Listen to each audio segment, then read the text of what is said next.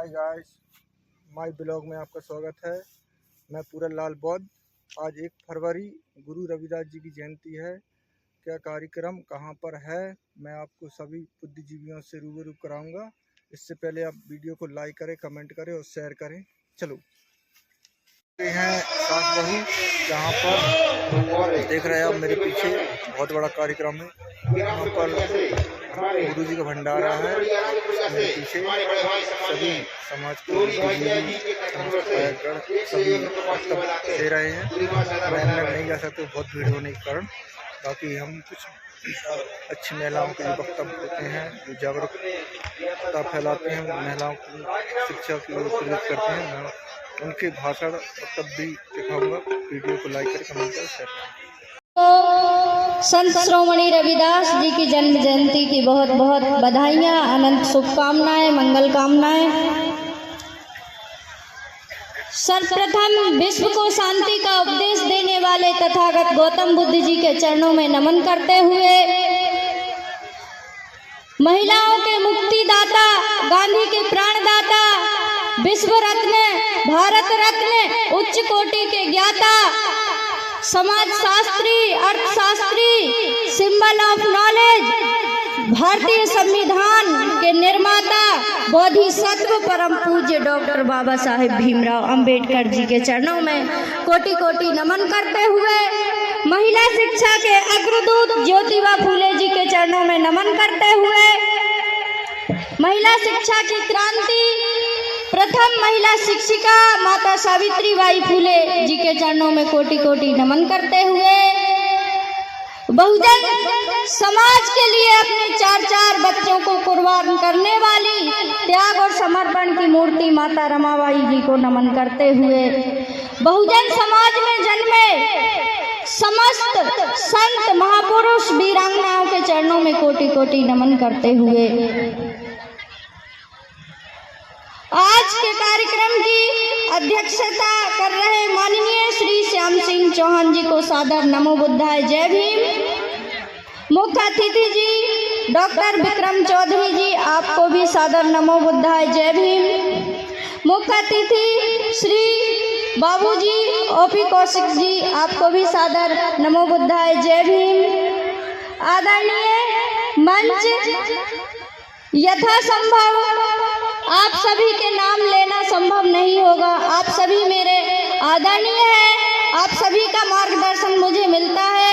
आप सभी को सादर नमो बुद्धाय, जय भीम। मंच के सामने विराजमान हमारे समाज के वरिष्ठ, बड़े बुजुर्ग, मातृशक्तियाँ, नवयुवा और समाज का गौरव, आप सभी को नमो बुद्धाय, जय भीम, जय सेवा, जय जोहार, इंकलाब जिंदाबाद। सास बहू की पावन भूमि में आज हम पहुंचे हैं। इतना बड़ा कार्यक्रम आप लोगों ने लगाया है और यहाँ के कार्यक्रम प्रतिवर्ष के बहुत ही बड़े आयोजन और बहुत ही विधिवत आयोजन होते हैं। आप सभी आयोजनकर्ताओं को तहे दिल से बहुत बहुत साधुवाद, बहुत बहुत धन्यवाद। संत श्रोमणी रविदास जी की बात करने वाले और बात मानने वाले, हमारे समाज में बात करने वाले बहुत है महापुरुषों की, पर मानने वाले कम है। इसलिए बहुजन समाज की स्थिति खराब है। यथासंभव आप सभी ने संत श्रोमणी रविदास जी के विचारों को समाज के बीच में रख दिया होगा। मैं वर्तमान परिस्थितियों को देखते हुए अपने समाज की और महापुरुषों की बात करना चाहती हूँ। डॉक्टर बाबा साहेब इस समाज को संदेश देकर गए, शिक्षित बनो, संगठित रहो, संघर्ष करो। शिक्षा डिग्रियों की तो होनी चाहिए, लेकिन शिक्षा अपने इतिहास, अपने वैचारिक, अपने महापुरुषों के विचार और अपने अधिकारों की शिक्षा आपके पास होनी चाहिए। इसलिए भारत में प्रत्येक महिला और बहुजनों को संविधान को पढ़ना चाहिए। संगठित होना, हम कार्यक्रम और आयोजनों में एक होते हैं, ये हमारे समाज की बहुल संख्या दिखाती है। लेकिन अपने अधिकारों के लिए संगठित हो जाए, वह वैचारिक संगठन यदि मिल जाए, विचार एक हो जाए, वह संगठन है। संघर्ष वर्तमान समय में मुट्ठी भर लोग 85% लोगों के अधिकार को रुकवाने के लिए एक हो गए। और हमारे बाप दादाओं का इतना बड़ा इतिहास है, पूरा देश संविधान से चलता है, और हम अपने अधिकारों के लिए एक नहीं हो पाते। हमें अपने अधिकारों के लिए संगठित होकर संघर्ष करना है। अधिकार भीख में नहीं मिलते, अधिकारों को छीना जाता है।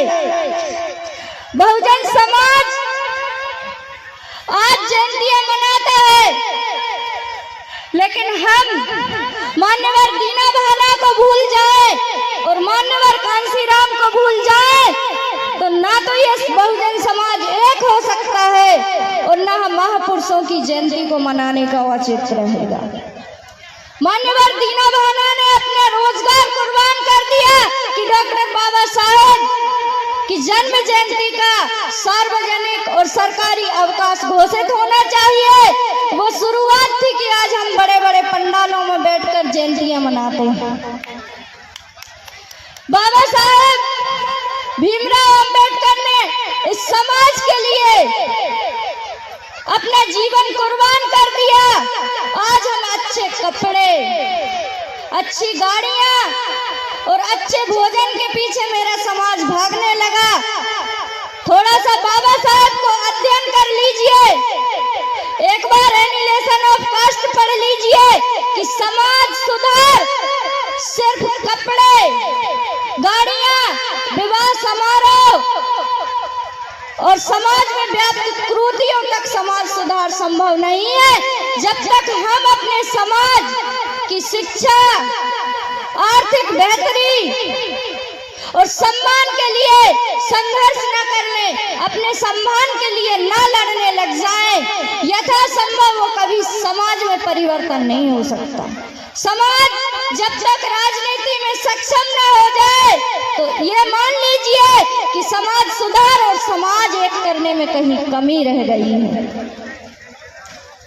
वो गर्व करते हैं अपने पूर्वजों के, वो गर्व करते हैं अपने पूर्वजों की काली करतूतों पर, और विदेश से आकर हमारे देश में अपना शासन करते हैं।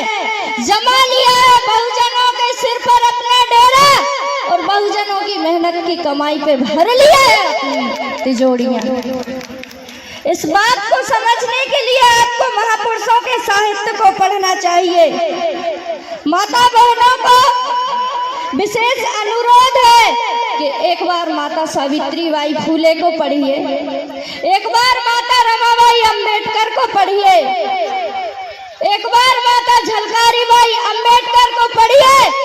जब झलकारी बाई की तलवार खींची तो अंग्रेजों के छक्के छूट गए और अंग्रेजों ने ये बात कही कि यदि बहुजन समाज में 1% महिलाएं यदि झलकारी बन जाए तो इस देश को दोबारा कोई अंग्रेज गुलाम नहीं बना सकते। हमें इस बात को याद रखना चाहिए कि हम उस वंश का खून है, हम उन सम्राटों की औलाद हैं, ना तो जिनकी कलम, ना तो कभी इनकी तलवार कमजोर थी और ना कभी कलम कमजोर थी। कलम बाबा साहब डॉक्टर भीमराव अंबेडकर ने आपके लिए संविधान लिख दिया, और कलम की ताकत ये बहुजन समाज जानना चाहे और स्वर्णों को फिर से यदि कलम की ताकत देखनी हो तो एक बार भीमा कोरेगांव याद कर लें, जो आज के समय में कब तक हिंदुओं के नाम पर हमारे समाज को बांटते हैं, समाज के नाम पर, जाति के नाम पर, अछूतों के नाम पर हमारे समाज को बांट दिया। और जब इनको सत्ता चाहिए कि हिंदुओं एक हो जाओ, एक कानून के बहुजनों के हित में आया, एक कानून बहुजनों के हित में आया, वो फिर से हमारे समाज को तोड़ने लगे, बांटने लगे। उनकी जुबान बेलगाम है, इसलिए हमारे महापुरुषों की विरासत को हमें बचाना है। बहुत लोग कहते हैं कि हमें विरासत में गुलामी मिली है, हमें विरासत में बाबा साहेब डॉक्टर भीमराव का संविधान मिला है। बाबा साहेब ने विरासत में हमें अधिकार दिए हैं और बाबा साहेब को उम्मीद थी कि मैंने ये अधिकार आपको देने के लिए दिए हैं, इन अधिकार को लेकर के आप देने वाले बन जाओ। लेकिन मेरा समाज लेने वाला ज्यादा बन गया। बड़ी विडंबना है कि हम इतने बड़े सम्राटों के वंशज होकर आज इतनी सी बात नहीं समझ पाए कि वो लोग आज भी आपको सम्मान देना नहीं चाहते।